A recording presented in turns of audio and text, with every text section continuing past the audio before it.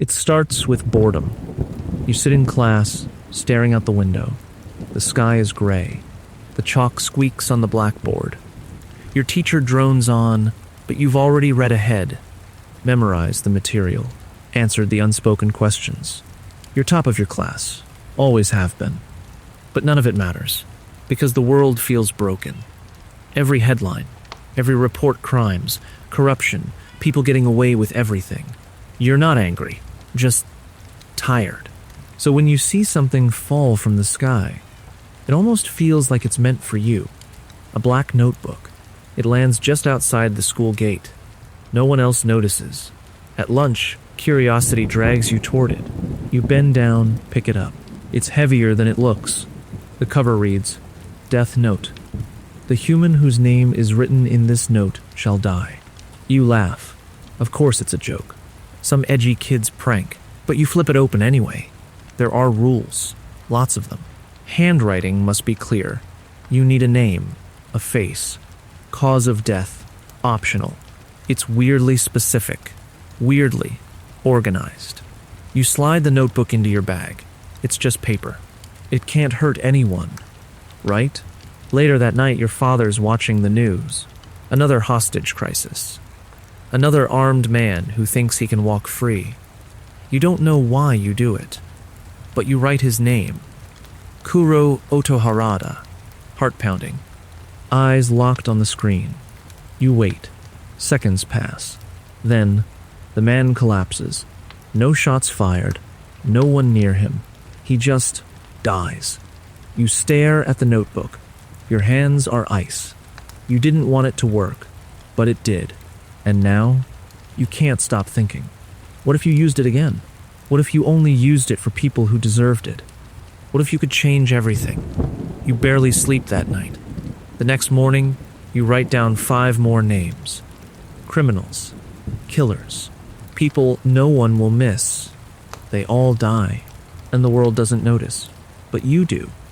The notebook burns in your hands like a secret too powerful to hold, and that's when he appears. Not a person, not a shadow, something else. A shape in your room. Too tall, eyes too wide. A Shinigami. He grins like death has a sense of humor. "I'm Ryuk," he says, "and that notebook used to be mine." You can't breathe, but he doesn't attack, doesn't threaten. He just watches you, amused. "Humans are so interesting," he chuckles. You ask him why he dropped it. He shrugs. "I was bored." You laugh, sharp, bitter. So was I. I didn't speak to Ryuk for a long time. He didn't seem to mind. He hovered near the ceiling, watching me like a child watches a bug in a jar. Amused, curious, maybe a little hungry. Every now and then, he'd chuckle to himself, like he already knew what I was thinking before I thought it. But I wasn't thinking. I was calculating. The deaths continued, one name after another, quietly, methodically. I'd write in the morning, watch the news at lunch, study between deaths. It felt clean, efficient. A world without crime was possible. I could see it, and no one suspected a thing, not yet. But I knew it couldn't stay that way forever. A week passed, then 2. Then the headlines changed. Unexplained heart attacks surge. Killers dropping dead mid-crime. Coincidence? Or something more? They didn't know it was me, of course. Couldn't possibly. But the patterns were starting to form. People were afraid not of death, but of being judged. The world was starting to believe in something invisible. A force. A god. They called it Kira. I didn't come up with the name. It came from the public. A corruption of the word killer. But it fit. Cold. Unforgiving. Anonymous. Kira was everything I wanted to be, and everything they needed. Ryuk asked me once if I felt guilty. I said no, and I meant it. I wasn't killing innocents. I was erasing evil. Cleaning the world. I had purpose now. I could see the future I was building one, free of violence, of corruption, of fear. I didn't feel like a murderer. I felt like justice. But then they pushed back. A special task force was formed, hand-picked, elite, headed by someone no one had ever seen. A name only whispered through encrypted channels. L, just the letter. No face, no voice, no nationality, only theories. But he was brilliant, respected, feared even, and he was hunting me. At first I didn't care. No one could trace the deaths back to me. The rules of the Death Note were airtight. As long as I had a name and a face, no one was safe, and I wasn't reckless. I studied every target, every timeline. No patterns, no personal connections, just justice. Then, one night, I watched a man die on live television, and everything changed. He appeared on screen a supposed criminal, arrogant, loud, daring me to kill him. I didn't hesitate. I wrote his name. He dropped dead mid-sentence, and that's when L spoke, from the screen. His voice calm, cold, calculated. That man was a decoy, a convict scheduled to die today. But now I know something you didn't mean to reveal. I stared at the screen, frozen. You're in Japan. My stomach sank. He tricked me. He used the broadcast to narrow down my location. He'd only aired it in certain regions, and I'd responded exactly as he predicted. That was the first time I truly felt cornered. Ryuk laughed for hours. But even then, I didn't panic, because I was still ahead. L might be brilliant, but he wasn't supernatural. He didn't know how the notebook worked. He didn't know who I was, not yet. And I had no intention of letting him find out. From the outside, nothing changed. I still woke up early, still aced every test, still smiled at my classmates, still walked home beneath the same gray sky. But inside, everything was war. L had made his move, a bold one, a calculated risk, and it worked. He baited me, learned my location, and left me stunned in my own room, watching his symbol glow from the television screen like a warning shot. I replayed it 100 times in my head. The timing, the delivery, the confidence. He wasn't guessing. He was targeting. And that made him dangerous. But it also gave me a challenge. This wasn't just about criminals anymore. This was about intelligence, strategy. He'd exposed himself. Not his face, not his name, but his presence. And I was going to exploit that. I began studying L the way I used to study textbooks, intensely, obsessively, with precision. I learned everything that could be learned. I watched the task force movements, monitored police chatter. I even kept tabs on my own father, Chief Yagami, the man unknowingly investigating me from across the dinner table. It was ironic, in a way. The only reason I had access to this information was because I was trusted. I was the model son, the bright student, the future of justice. And behind all that, I was the one turning the gears of death. I knew I had to get closer to the investigation, not as Kira, but as Light, a concerned citizen, a helpful voice. So I took a calculated risk. I planted a message, a small one, a coded note written using a criminal's name, subtle, obscure, but pointed just enough to get attention, and it worked. The task force started looking for patterns, connections, a possible mole. They didn't find one, because I left none. But L noticed something else. He noticed me. Our paths began to orbit. He must have seen my school records, my perfect grades, my calm demeanor. He probably even noted how unaffected I seemed by the news of Kira's killings. Eventually, he did something even bolder than before. He enrolled at my university, not as L, but under the name Hideki Ryuga, a fake name belonging to a pop star. He sat beside me in class, stuck out like a sore thumb, messy hair, bags under his eyes, hunched over his desk like a spider waiting for prey, and I recognized him instantly. I knew it had to be him. Who else would walk into a classroom and look me in the eye like that? But I didn't react. I smiled, extended my hand, and said, "Nice to meet you." He shook it, quietly, cautiously. And in that moment, we both understood. This wasn't just a game of distance anymore. It was face to face. I couldn't kill him, not yet. I didn't know his real name. And without a name, the notebook was useless. But he was the same. He suspected me. Maybe even strongly. But he had no proof. No witness. No confession. No flaw in my performance. Just a feeling. So we danced. Two geniuses, pretending to be friends. Studying together. Eating together. Watching each other with every breath. It was exhausting. It was exhilarating. And slowly, I started to enjoy it. Not the killing, not the fear, the competition, because for the first time I'd met someone who might actually be my equal, and I had no intention of losing. The day L revealed himself to me, not his real name, but his face, I knew things would never be the same again. He was testing me.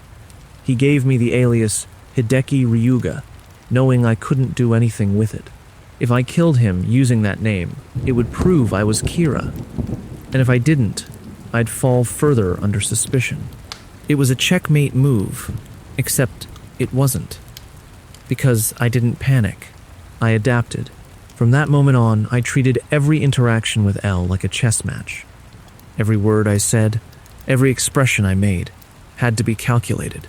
Friendly, cooperative, innocent. I was no longer just Light Yagami, I was the performance of Light Yagami. And the stakes were nothing short of life and death. We became classmates, rivals, and on the surface, even friends. L played it well. He acted eccentric, aloof, antisocial, but he never missed anything. He watched me constantly. When I laughed, he noted the timing. When I answered a question in class, he analyzed the tone. But what he didn't understand was that I was watching him, too.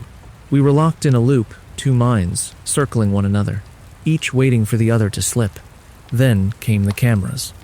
One night, Ryuk casually mentioned it while floating near my ceiling. "Hey, Light, there's a tiny camera behind your bookshelf. Oh, and another one in the air vent. They're everywhere now." I froze. Of course they were.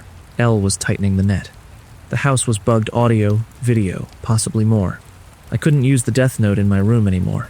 Couldn't act suspicious. Couldn't let a single wrong glance betray me.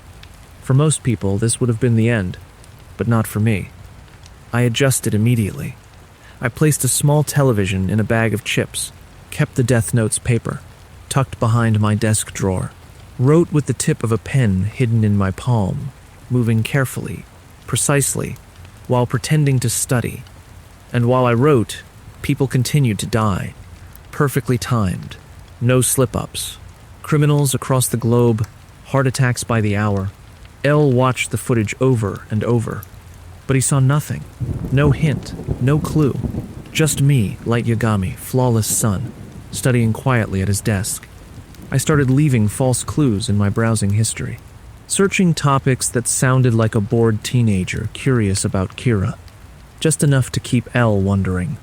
Was I curious, or was I orchestrating everything? He couldn't tell, and that was the point. But he wasn't done yet. He called a meeting of the task force, including my father, and he invited me to join. It was a test. Another one. But it also meant I was close. Too close for him to ignore. I sat in that room, surrounded by police officers, by L himself, by walls lined with case files that were all about me. And I answered every question like a saint. Every statement carefully considered. Empathetic, smart, cooperative. I offered theories on Kira's method. I gave feedback on the investigation. I volunteered my help. L watched me the whole time, crouched in his chair like a gargoyle, silent and strange. And when the meeting ended, he spoke quietly. "You're very helpful, Light. In fact, you remind me a lot of Kira." I didn't flinch. I smiled and replied, "If I were Kira, you'd already be dead." He smiled back and said nothing. But I knew. He suspected me more than ever now. The game was escalating. But so was I. Because no matter how close L got, he still didn't know the truth. And until he learned my name, my real name, he was powerless. All I had to do was outlast him. I had everything under control. L suspected me, yes, but he had no proof, no evidence, no way to act without risking his position. I was inside the investigation, watching him, testing him, matching every move. And then, it changed. It started with a broadcast, a strange one, a taped message sent anonymously to a major news station, a voice, distorted and eerie, claiming to be Kira. But not just claiming it, proving it. Because as the message played, a convicted criminal died on live television, not of a heart attack, of a completely different cause. I froze. This wasn't me. Someone else had access to a death note. Someone was killing in my name without my control.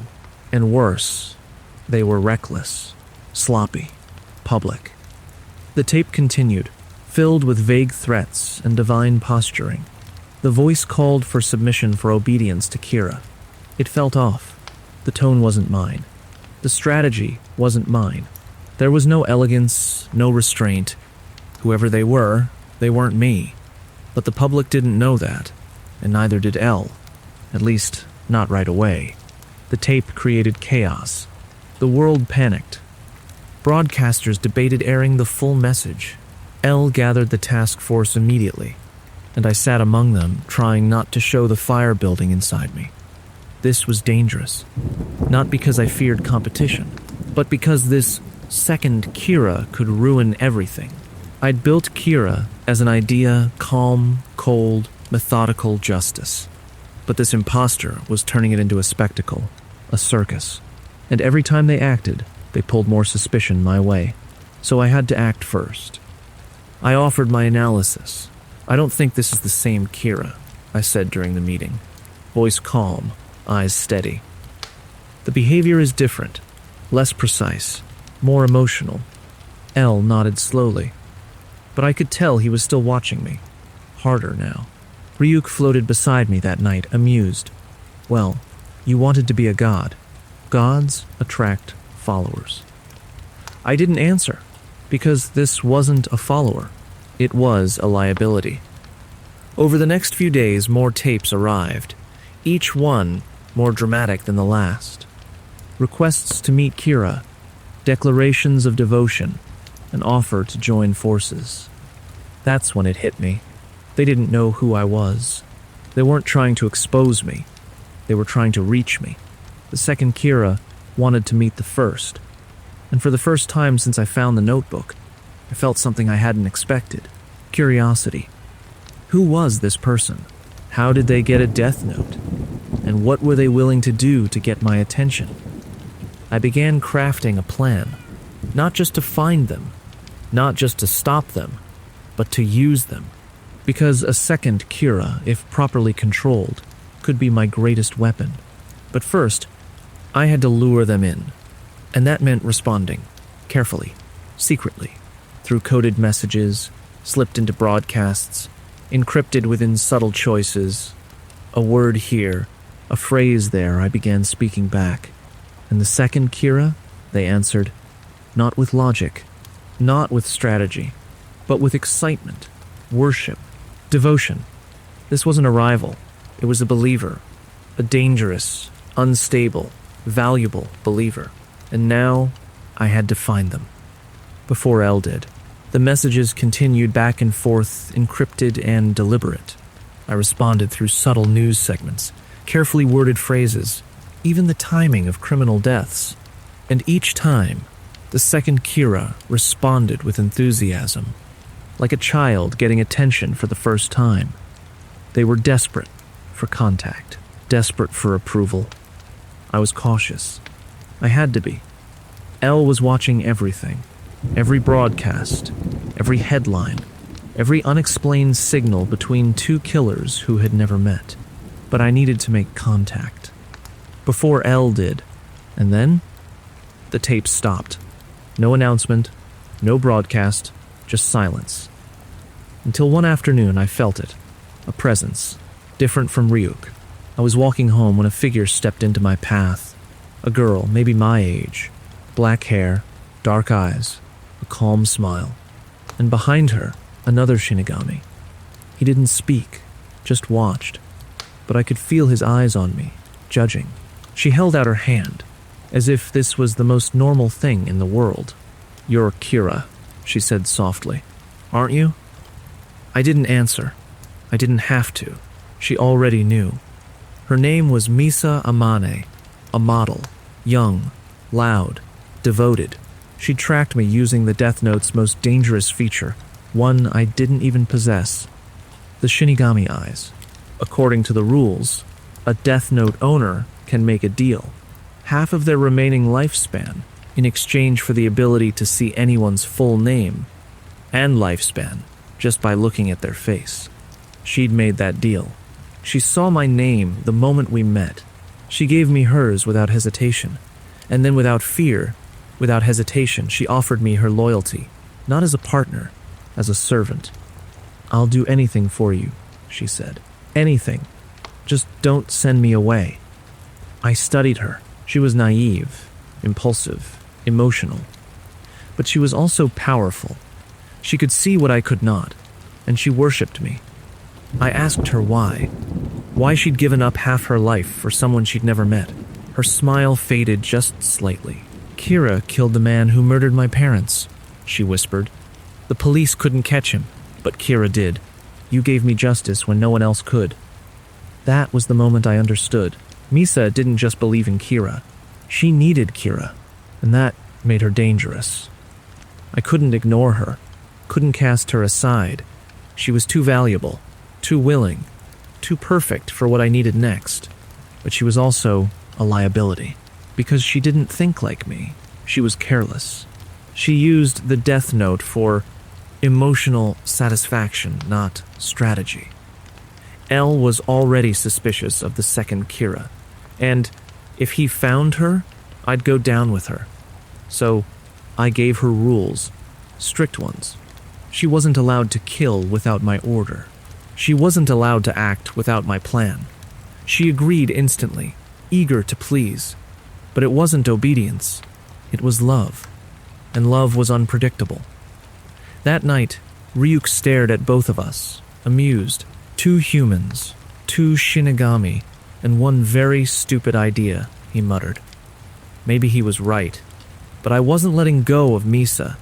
She had something I didn't, the ability to learn real names instantly, and as long as I could control her, I could use her to eliminate L, to win the game, to become God.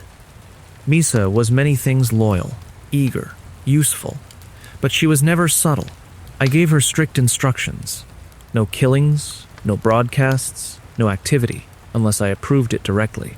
She nodded, promised, smiled, but I should have known. People like Misa don't wait. Within a week, she slipped. It was small, barely noticeable, but L noticed. A few criminals dropped dead outside the established pattern. A different time of day. A slight delay. A type of criminal I wouldn't normally target. All small details, to most. But L wasn't most people. He brought it up during a task force meeting. These new deaths, something feels off. It's almost like someone else is acting alongside Kira.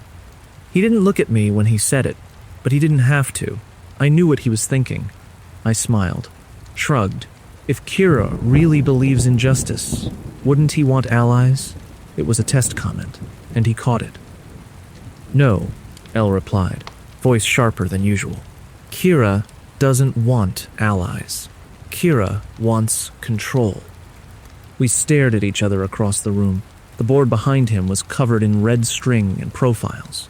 The walls were lined with surveillance.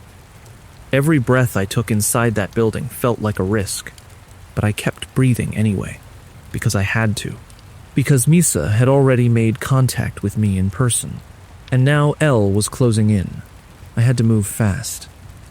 I met with Misa privately, behind the train station, a spot with no cameras, no microphones, no eyes but ours. Her face lit up when she saw me. She tried to hug me. I stepped back.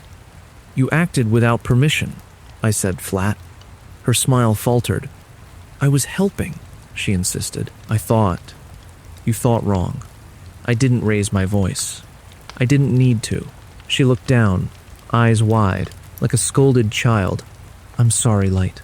I nodded once. "You have to be more careful. They're closing in." She nodded eagerly. "I will. I swear. I'll do anything." And she meant it. She always did. But that was the problem. Because that night, they found her. Elle traced the abnormal deaths back to their origin. Security footage, ticket stubs, location cross-referencing, and a lingering image of Misa near the scene of one of the crimes. It was circumstantial, but not to Elle. He had her detained. No lawyers, no press, just a secret holding cell in total isolation. And suddenly, the second Kira had vanished. I received no messages, no new deaths, no new contact, and I knew they had her. And if Misa broke even slightly, it was over. For her, for me, for everything.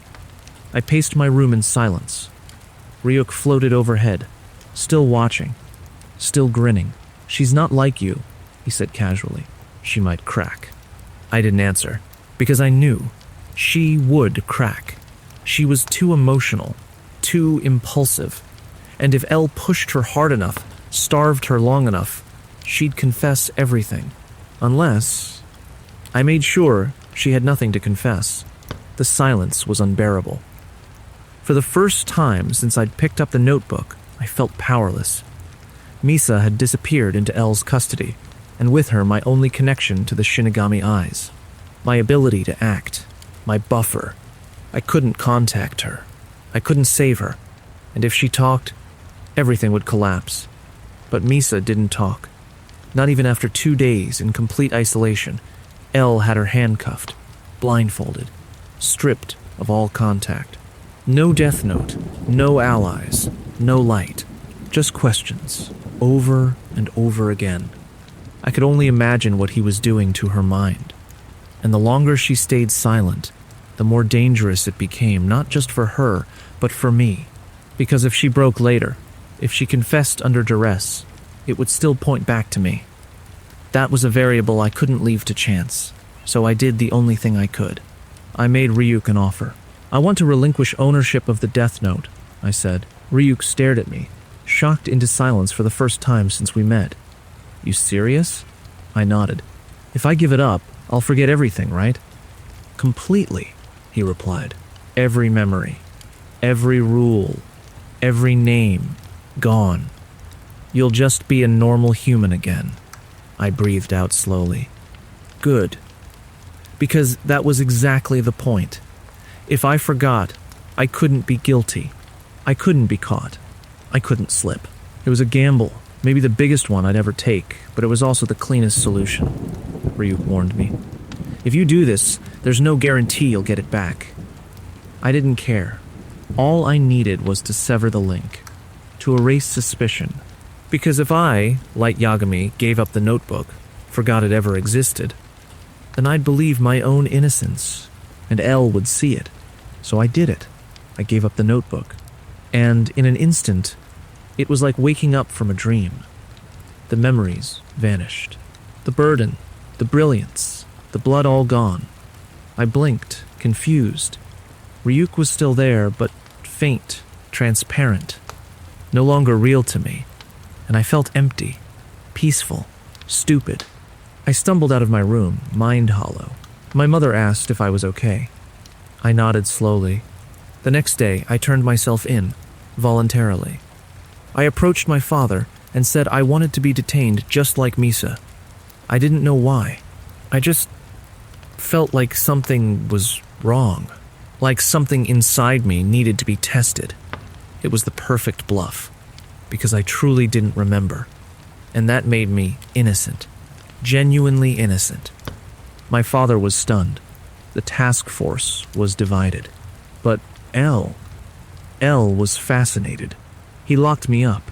No contact, no clocks, no human interaction, just like Misa. He needed to see what I'd do, but I did nothing, because I didn't know anything. Every day in that cold, quiet room, I asked myself the same questions. Why am I here? What did I do? Am I really Kira? I couldn't remember, couldn't even imagine it. And L saw it. In my voice, in my eyes, in the total absence of calculation. I was no longer the enemy. Not to him. Not anymore.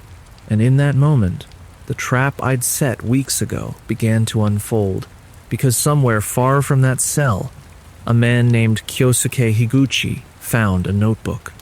And the killings began again. The days blurred together.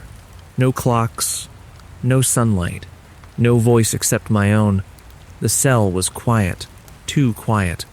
Not even footsteps in the hallway. Just the slow drip of time, impossible to measure. I no longer knew how long I'd been here, but I didn't feel guilty. I didn't feel like Kira, because I wasn't. Not anymore. I couldn't remember what I'd done or why they suspected me. My mind was clean, empty of blood and power. All I felt was confusion and a nagging sense that something wasn't right. Misa was in another cell. She'd stopped screaming. That worried me more than anything. Sometimes I'd ask myself out loud, if I were Kira, wouldn't I know? I said it often. L watched from his monitors, endlessly observing me like I was a puzzle missing its final piece. But with each day that passed, each moment I spent in genuine ignorance, he began to doubt himself. Then, it happened. More criminals began dying. New ones. Different timing. Different pattern. But still the same cause. People collapsing mid-broadcast. Murders prevented by sudden, unexplained deaths. Kira was back. But I was locked in a cell. And Misa, too. L was stunned. He ran the numbers. Checked the logs. Confirmed the timelines. It was impossible. Unless we weren't Kira. The task force grew nervous. If neither I nor Misa could have done this, then the real Kira was still out there. And L? He didn't admit he was wrong. Not yet. But his silence said everything. He had no choice but to release us. First Misa, then me. We stepped back into the world, disoriented, confused, free. My father hugged me tightly, tears in his eyes. I'm sorry, son. I never wanted to believe it. I nodded quietly, unsure of what to say, because I felt innocent, truly. But somewhere deep in the back of my mind, there was something missing. A weight I couldn't describe. A dream I couldn't recall. The killings continued, and the investigation shifted. L no longer saw me as the target, but as an ally again. Together we focused on the new Kira, a man working inside Yotsuba Group, a corporate board with ties to dozens of powerful companies. We didn't know who it was yet, but L was sure. Someone on that board had the notebook now. He didn't know how. He didn't need to, because we were watching them, listening to their meetings, tracing their movements. And one name rose above the rest. Kyosuke Higuchi. Greedy, arrogant, impatient, not like me. He used the notebook for personal gain, to rise in power, to kill competitors. He was careless, loud, obvious. He was everything Kira wasn't supposed to be. And that made him the perfect fall guy. L devised a plan, bait him with a televised lure, trick him into revealing the notebook. I agreed, because I wanted answers too, even if I didn't remember why.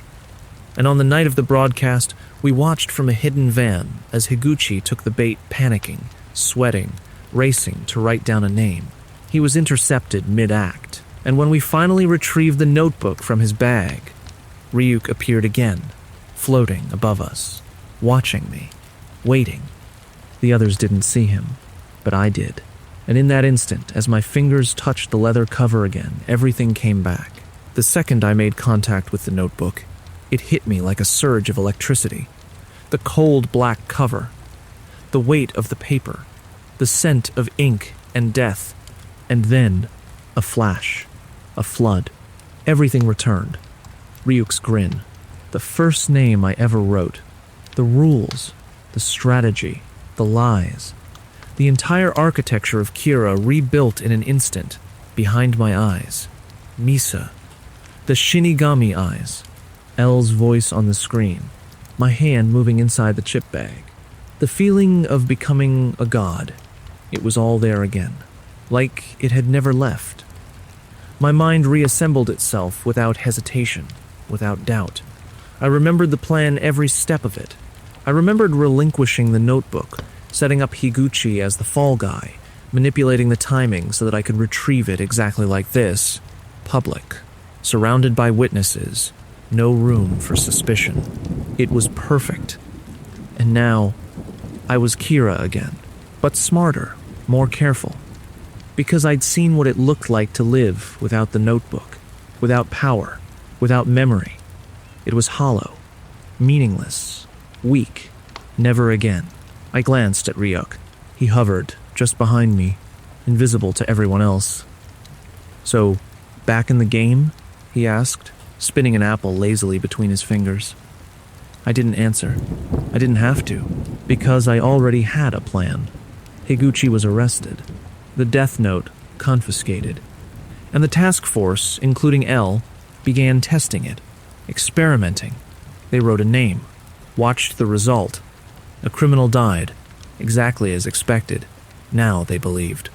Not in Kira, but in the notebook. A tool, a weapon. And yet, none of them considered what that meant. If the notebook was real, then so was the original Kira. They'd just proven my innocence, even as they validated my method.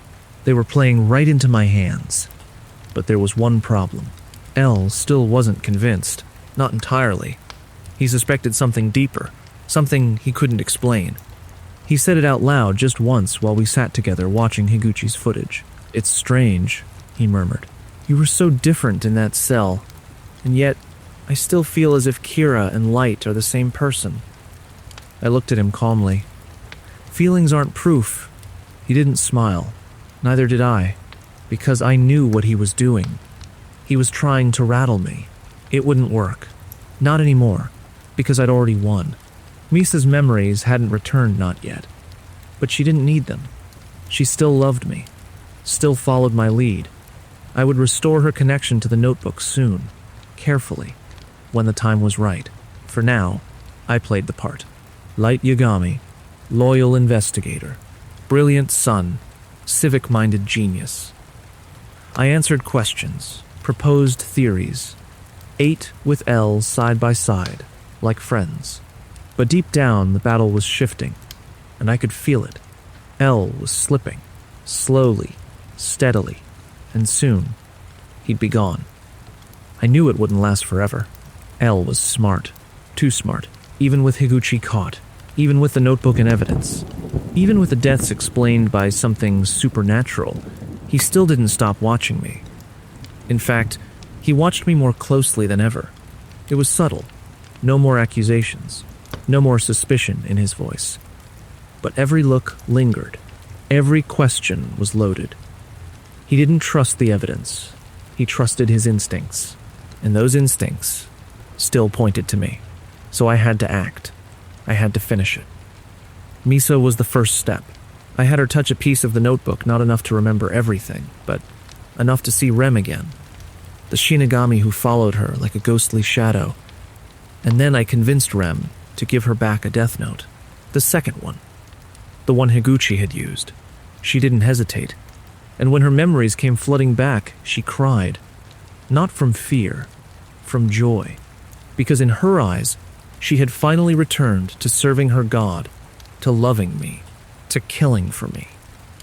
And I told her what to do, who to target, how to write the names in secret, hidden in her hair and makeup and sleeves. It was seamless. And the deaths resumed timed just right, spaced just wide enough to avoid patterns. To the task force, it looked like Kira was back and bold. But to L, it looked like a storm. He grew quieter, more withdrawn. His eyes never left mine. Even when we spoke casually about food or music or school, I could tell he was watching my soul. And then came the rooftop. It had started raining that morning. Gray sky, gentle thunder, the kind of quiet rain that makes the whole world hold its breath. L stood outside, barefoot in the wet, letting the water wash over him. I followed, not because I wanted to, but because I had to, because the game was almost over. He turned to me slowly. "I was right about you," he said. There was no anger in his voice, just exhaustion, acceptance. I didn't answer. He studied my face, not like an enemy, but like a friend who already knew what came next. "I think I wanted you to be innocent," he whispered. He stepped closer. The rain soaked through our shirts. Thunder rolled across the horizon. And then, quietly, he smiled.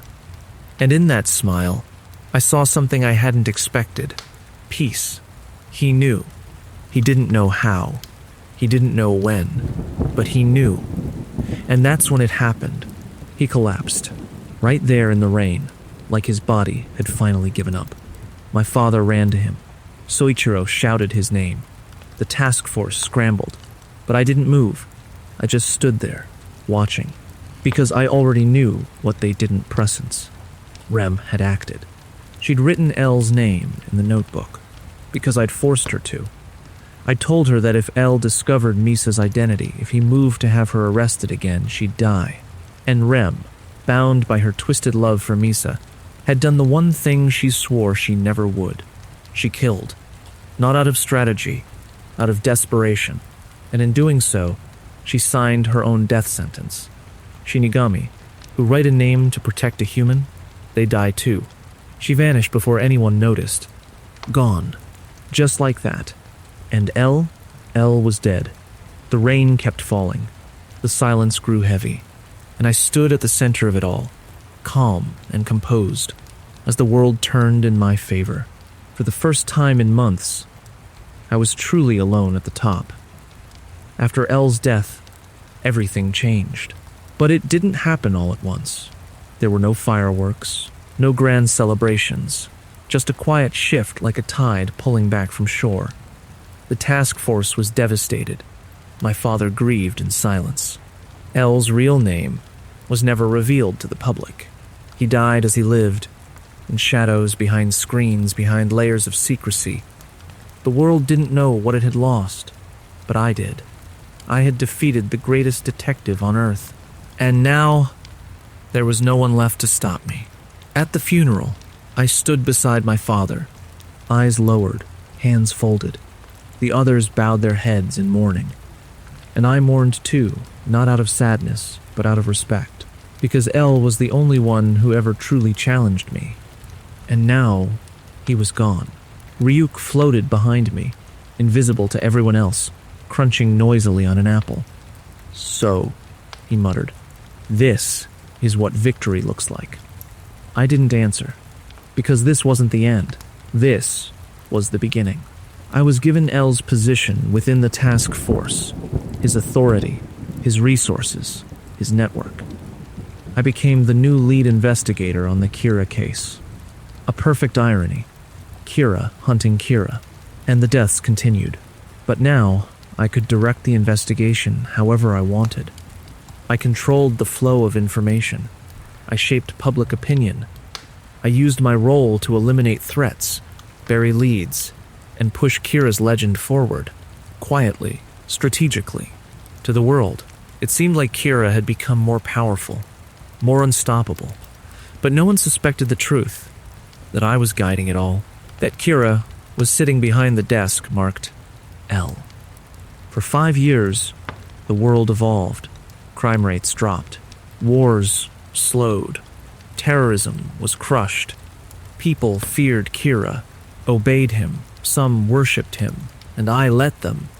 Because I knew what I was doing. I wasn't killing for pleasure. I wasn't creating chaos. I was reshaping the world. Every death had a purpose. Every judgment had a reason. I watched as corrupt leaders collapsed, empires shifted, and justice, true justice, took root. My father saw it too. He still didn't know the truth. Still believed in me. Still thought I was the boy he'd raised brilliant, kind, good. That was the part that hurt. But it also kept me focused. Because I wasn't doing this for power. I was doing it for them, the people who couldn't protect themselves. The ones forgotten by the system. And as long as I held the death note, No one could stop me, or so I thought. Because somewhere far away, 2 boys were watching, 2 successors, raised by L, trained in the shadows, taught to finish what he couldn't. And now, they were coming. 5 years passed like a breath. I graduated, took a job at the NPA, rose through the ranks, calm, clean, untouchable. To the outside world, I was the perfect man for the Kira investigation. Rational, brilliant, deeply committed. No one questioned it. The world had stabilized. Fear kept it in line. Kira had become more than myth, more than justice. Kira had become order, and I was Kira.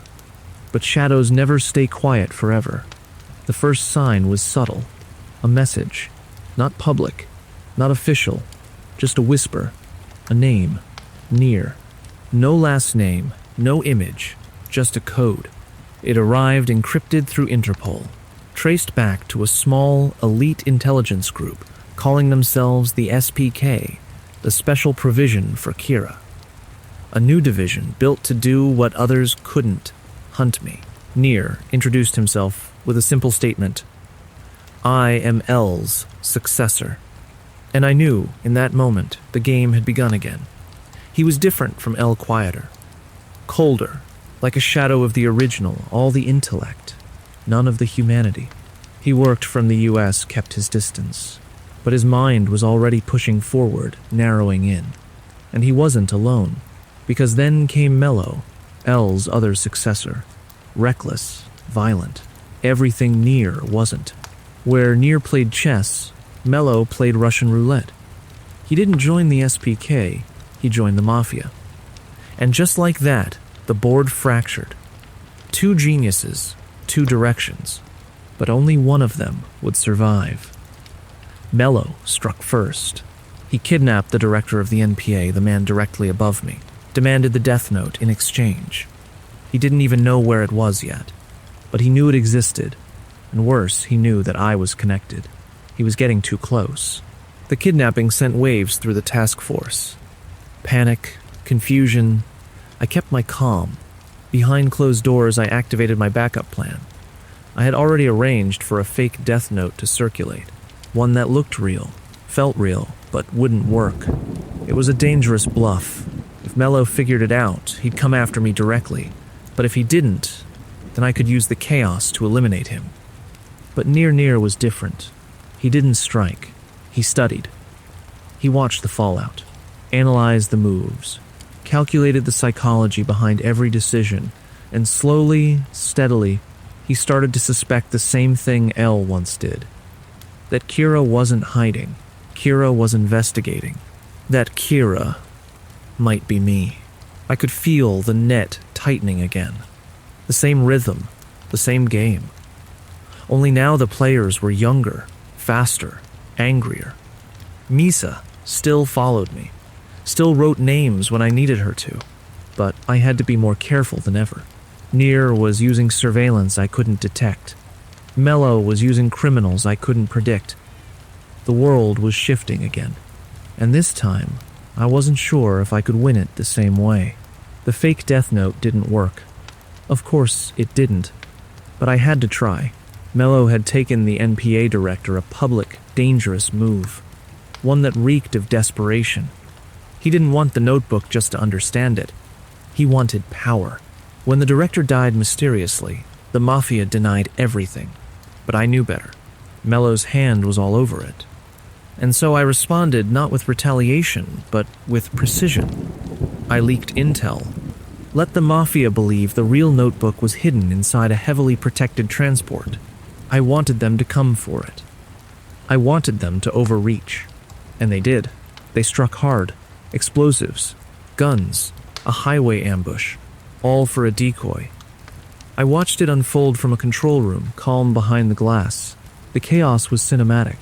Fire curling into the sky, police scrambling, and in the middle of it all, a single figure in black slipped into the transport van.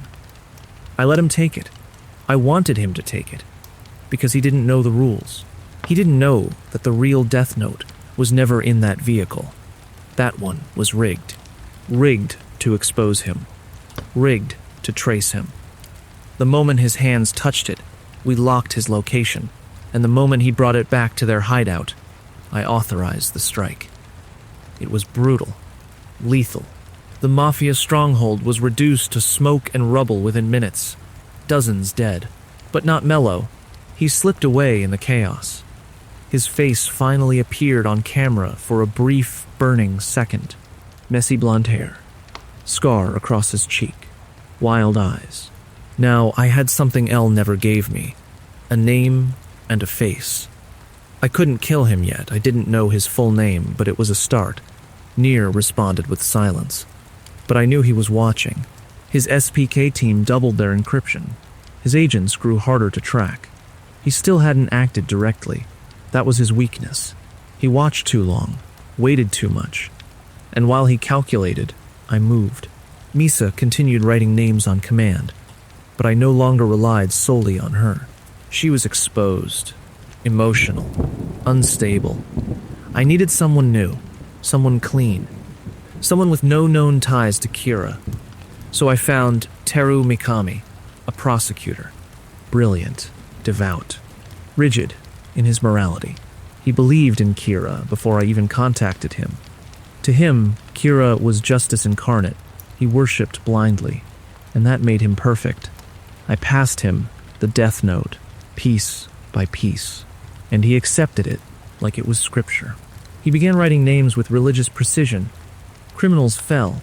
Fear rose. The world watched and obeyed. Mikami acted without hesitation, without doubt, and most importantly, without asking questions. He became my hand, my sword, my ghost, and no one knew who he was. Not Nir, not Mello, not even the task force. Kira had evolved. Elle was gone. And the final act was almost ready, but there was still one problem. Nir was still alive, and Nir was about to make his move. The first sign was subtle, a message from Nir, delivered through encrypted channels to the task force. We propose a meeting, face to face, all cards on the table. I pretended to hesitate, but I didn't hesitate. This was what I wanted, a final confrontation, a room with Nir, with all his people, with mine. One final stage where I could end the game for good. The place? A warehouse, remote, neutral ground, Nir's choice. He said everyone would reveal their identity. He said he would bring the real notebook. And he said I should bring mine. Of course, I agreed. Of course, I had no intention of showing my real hand. I still had Mikami, still had Misa, still had everything I needed. But now, I needed the final checkmate. I needed Nir to die live, in front of witnesses, so that everyone would see Kira wins. The plan was simple. I gave Mikami a replica notebook, a decoy he could bring with him. But the real death note, that stayed hidden. And Mikami, he would write every name I told him to, including Nir's, including his entire team. Right before the meeting, I instructed Mikami to follow Nir, find out who was attending, write down every single name, then wait. Don't act until I give the signal. The night before the meeting, I barely slept. Ryuk hovered above me, grinning wide. "This is it, huh?" he said, juggling an apple. "Win or lose?" "Win," I replied. "No more games." He didn't look convinced. He never did. But I felt it in my chest, the calm of a god ready to rule forever. The warehouse was cold when I arrived. Dusty, empty, quiet. The task force stood behind me, Aizawa, Mogi, Ide, and my father. Nir was already there, sitting on the floor with his toys scattered in a circle, calm, still, watching. He looked like a child, but his eyes never blinked. Behind him, his agents, Rester, Gavani, Lidner, all waiting, all unknowns. I took my place. The moment hung. "I have the real notebook," Nir said. "So do I." I lied. He raised one hand, a single signal, and then Mikami appeared, right on cue. He stepped into the warehouse with a black notebook in hand, expression stone cold. I smiled, because I knew what was coming. Nir's name written, his agent's written, death seconds away. And then nothing happened. No one collapsed. No one screamed. Just silence. And Nir smiled. That's not the real notebook. My blood went cold. What are you talking about? I snapped. We followed Mikami, Nir said softly. We watched him. He used a hidden notebook to write down our names earlier this week.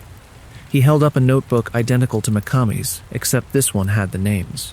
The one he brought here? A fake, just like yours. I tried to stay composed. I tried to argue, but the words didn't come. Because Nir had done what no one else could. He'd found my proxy. He'd swapped the notebook. He'd seen the writing. And then came the final blow.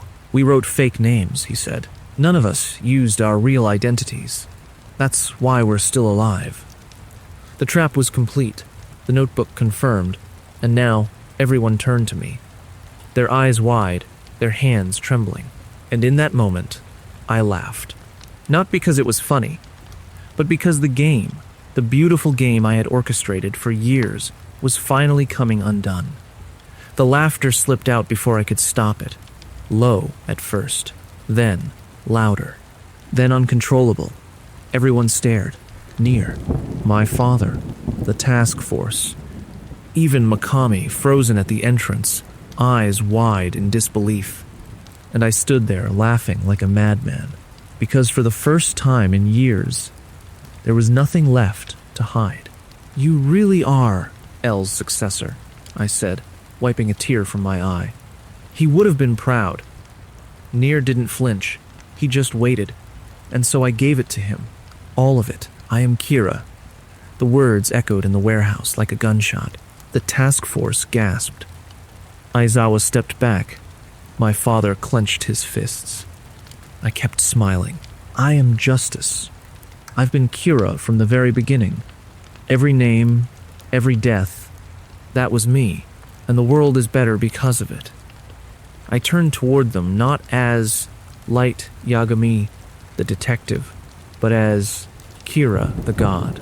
5 years without war, crime at historic lows, corruption wiped clean. You think you can replace that with your little puzzles, Nir? You think your version of justice can fix what I've already perfected? Mikami dropped to his knees behind me. Lord Kira, he shouted, trembling. Please forgive me. I acted in your name. He grabbed the notebook, the real one, and tried to write. But Nir's agents tackled him instantly. It was over. Everything was unraveling, second by second. And still, I refused to surrender. Shoot him, I said. My eyes locked on Matsuda. Shoot Nir. Now. Matsuda didn't move. He just stared at me. Shocked. Broken. I had mentored him. Guided him. Now, he looked like he was staring at a stranger. Shoot him, I roared again. But it was over. Too many eyes. Too many guns. Too much truth. And so I ran. I didn't think. I didn't plan. I just ran. Blood leaking from a wound I didn't notice. Bullets had been fired, maybe Matsuda, maybe another. My legs screamed with every step, but I kept going. Down the stairs. Out into the alley. Ryuk followed, floating, silent, grinning. You know what happens now, he said calmly. I didn't answer. I collapsed against a wall, breathing hard, fingers bloody. Everything I built, all the lies, all the deaths, gone, wiped out in a single meeting by a child with white hair and cold eyes. Ryuk floated a little closer. I told you from the beginning, he said. I'll be the one to write your name when it's over. I looked up at him, and for the first time, I felt fear. Real fear. But not of Ryuk, of the emptiness, of the nothingness that came after. I was supposed to be a god. I was supposed to reshape the world. But now, I was just a boy, bleeding in an alley, dying, alone. My vision was blurring. The cold concrete against my back was slick with rain and blood. I could hear footsteps echoing behind me, distant shouts from the warehouse. But I didn't care. Not anymore. I stared up at the sky. Gray. Empty. Just like the world would be without me. Ryuk hovered above, silent now. No apple, no smirk, just waiting. You knew, I muttered. My voice was hoarse, shaky. I told you, he replied, almost gently. From the very beginning, when it's over, I write your name. I coughed. It hurt, not just my chest, but somewhere deeper. Not pain, regret. Not because I lost, but because I came so close to remaking the world. So close to saving it from itself. All I needed was a little more time, a little more faith. But they couldn't see it. They never could. Humans. They cling to chaos. They claim to want justice. But when it's offered to them pure, absolute, without compromise, they flinch. They look away. They call it evil. I gave them peace, structure, order. But in the end, they chose a child in white pajamas over a god with a pen. The footsteps were closer now. I didn't look back. I didn't have to. I knew who it would be. Nier's people, my father's team. The ones who had followed me for years and still couldn't see the truth until it slapped them in the face. I had watched them all, led them, saved them, and now they would arrest me? Or worse? I tried to stand one last time. My legs wouldn't move. My fingers trembled. I looked down and saw the blood soaking through my shirt. It was spreading fast now. My body was giving up. You could have stopped all this, I whispered to Ryuk. Back at the beginning. I could have, he replied. But where's the fun in that? A faint smile flickered at the corner of my mouth. Even now, Ryuk was Ryuk. Not good, not evil, just curious. He floated closer, holding out the notebook like a final gift. You ready?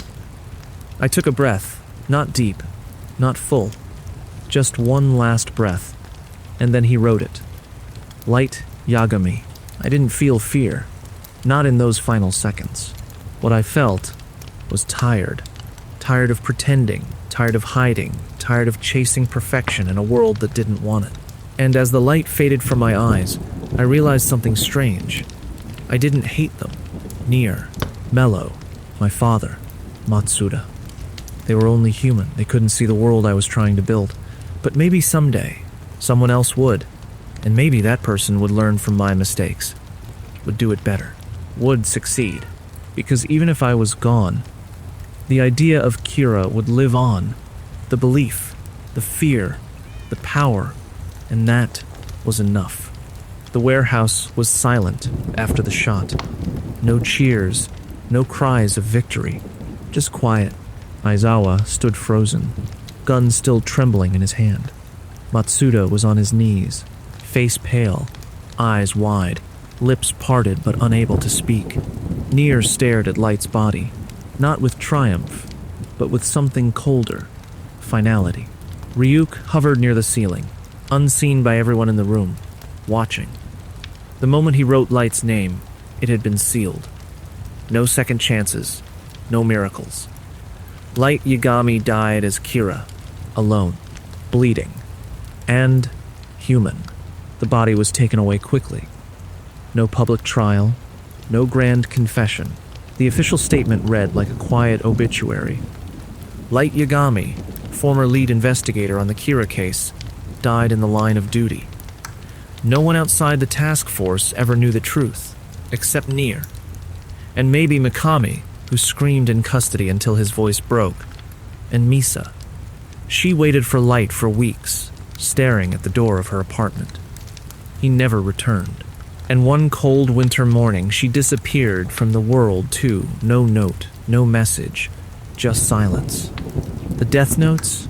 Destroyed, burned, buried, erased from history. Nier held the real one for a time, studied it, documented every rule. But in the end, he followed L's final protocol. Remove the temptation. It was better that way. Safer. As for the world, it changed. Quietly. Without Kira's hand, the crime rates crept upward again. Corruption returned. War found new footholds. People debated it on television. Was Kira right? Was he evil? Did he make the world better? No one had answers, because no one knew the full story. Only fragments, only rumors. Some said Kira was still alive, hiding, waiting to return. Others worshipped his memory. Shrines appeared in alleyways and dark corners of the internet. The cult of Kira never truly died, because fear never dies, and in the absence of fear, chaos grows. Nier never took credit for Light's defeat. He remained hidden, behind screens and symbols, just like L. But sometimes, late at night, he would stare at the white pieces on his board, the kings and queens and pawns, and wonder, did I really win? Or did I just stop something I couldn't understand? Because for all his flaws, Light Yagami believed. He believed in justice. He believed the world could change. And he gave up everything, his name, his life, his soul to try. In the end, he was a murderer, a tyrant, a god who fell. But he was also a boy, just a boy, with a pen and a dream.